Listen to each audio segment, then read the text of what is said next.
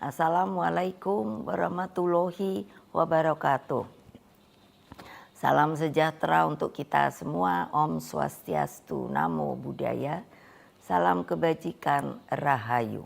Salam Pancasila, Merdeka. Saudara-saudara sekalian, seluruh rakyat Indonesia yang saya cintai dan banggakan dimanapun kalian berada. Puji syukur kehadirat Allah Subhanahu wa Ta'ala atas rahmat dan karunia-Nya yang diberikan kepada kita semua. Pada momentum yang sangat baik ini, setelah mendengarkan dengan seksama terhadap apa yang terjadi dalam kehidupan politik kita masa sekarang dan mempertimbangkan segala sesuatunya dengan hati nurani yang jernih, sebagai kontemplasi, maka saya memutuskan sudah tiba saatnya untuk berbicara. Berbicara dengan nurani, berbicara dengan tuntunan akal sehat, dan berbicara dengan kebenaran yang hakiki. Dengan melihat persoalan yang kita hadapi akhir-akhir ini, maka izinkan saya berbicara di sini sebagai anak bangsa yang ikut berjuang bagi tegaknya demokrasi Indonesia, juga berbicara sebagai Presiden kelima Republik Indonesia dan sebagai Ketua Umum Partai Demokrasi Indonesia Perjuangan. Saudara-saudara sekalian, keputusan Majelis Kehormatan Mahkamah Konstitusi telah memberikan cahaya terang di tengah kegelapan demokrasi. Keputusan MK tersebut menjadi bukti bahwa kekuatan moral, politik kebenaran, dan politik akal sehat tetap berdiri kokoh meski menghadapi rekayasa hukum konstitusi. Kita semua tentunya sangat-sangat prihatin dan menyayangkan mengapa hal tersebut sampai terjadi. Berulang kali saya mengatakan bahwa konstitusi itu adalah pranata kehidupan berbangsa dan bernegara yang harus diikuti dengan seluruh-seluruhnya.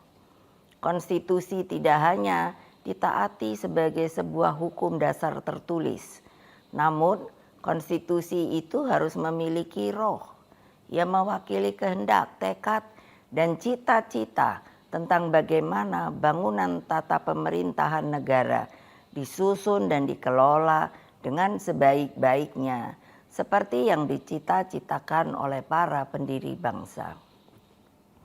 Apa yang terjadi saat ini mengingatkan saya ketika sebagai Presiden Republik Indonesia saat itu diperintahkan melalui perubahan ketiga Undang-Undang Dasar 1945 yang diatur dalam pasal 7B, pasal 24 ayat 2 dan pasal 24C tentang dibentuknya Mahkamah Konstitusi.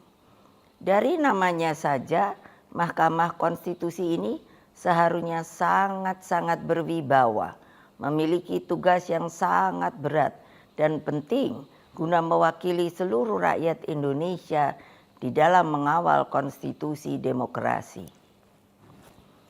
Dengan perannya yang begitu penting, saya sangat serius menggarap pembentukannya. Saya sebagai Presiden didampingi oleh Menteri Sekretaris Negara mencarikan sendiri gedungnya, dan saya putuskan berada di dekat istana, yaitu suatu tempat yang sangat strategis yang disebut sebagai Ring 1, sehingga Mahkamah Konstitusi tersebut harus bermanfaat bukan bagi perorangan, tapi bagi rakyat, bangsa, dan negara.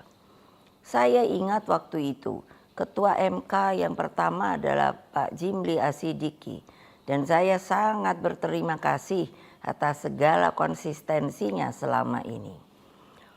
Saudara-saudara sekalian, seluruh rakyat Indonesia yang saya cintai dan banggakan, dengan seluruh suasana kebatinan terkait pembentukan MK ini, apa yang menjadi kehendak rakyat melalui reformasi adalah suatu perlawanan terhadap watak dan kultur pemerintahan yang pada waktu itu memang sangat otoriter.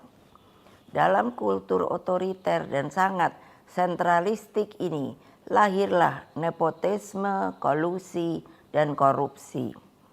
Praktek kekuasaan yang seperti inilah yang mendorong lahirnya reformasi. Semangat reformasi yang berkobar-kobar itu menggerakkan rakyat hingga masuklah zaman demokrasi.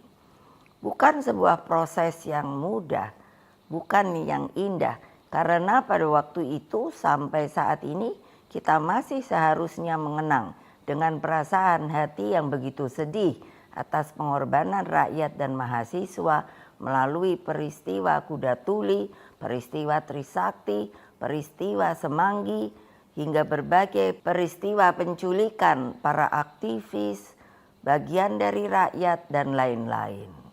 Mereka banyak saksi-saksi hidup yang sampai hari ini berdiam diri. Semua menjadi wajah gelap demokrasi. Praktek kekuasaan yang otoriter itulah yang telah kita koreksi. Maka melalui reformasi janganlah lupa lahirlah demokratisasi melalui pelaksanaan pemilu presiden dan wakil presiden secara langsung dan terbatas, serta undang-undang tentang pemerintahan yang bebas dari nepotisme, kolusi, dan korupsi. Apa yang terjadi di Mahkamah Konstitusi akhir-akhir ini telah menyadarkan kita semua bahwa berbagai manipulasi hukum kembali terjadi. Itu semua akibat praktek kekuasaan yang telah mengabaikan kebenaran hakiki politik atas dasar nurani. Saudara-saudara sekalian, seluruh rakyat Indonesia yang saya cintai dimanapun kalian berada, jangan lupa kita adalah bangsa pejuang. Kita bangsa yang mampu mengatasi berbagai cobaan sejarah. Karena itulah dalam situasi seperti ini, mari kita kawal pemilu 2024 dengan nurani dan sepenuh hati. Kita jadikan pemilu 2024 sebagai momentum untuk mendapatkan pemimpin terbaik yang benar-benar mewakili seluruh kehendak rakyat Indonesia, mengayomi agar Indonesia menjadi bangsa hebat, unggul, dan berdiri di atas kaki sendiri. Rekayasa hukum tidak boleh terjadi lagi.